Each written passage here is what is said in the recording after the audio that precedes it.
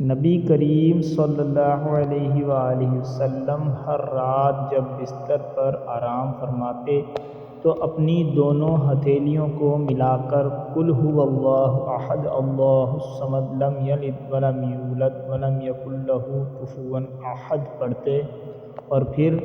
بسم اللہ الرحمن الرحیم قل اعوذ برب الفلق من شر ما خلق ومن شر غاسق اذا وقب ومن شر النفاثات فی العقد ومن شر حاسد اذا حسد پڑھتے اور پھر بسم اللہ الرحمن الرحیم قل اعوذ برب الناس ملک الناس الہ الناس من شر الوسواس الخناس الذی یوسوس فی صدور الناس من الجنۃ والناس پڑھتے،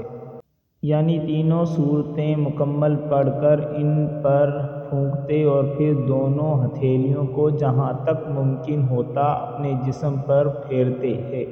پہلے سر اور چہرہ، پھر ہاتھ پھیرتے اور سامنے کے بدن پر۔ یہ عمل آپ 3 دفعہ کرتے۔ حدیث نمبر 5017 صحیح بخاری۔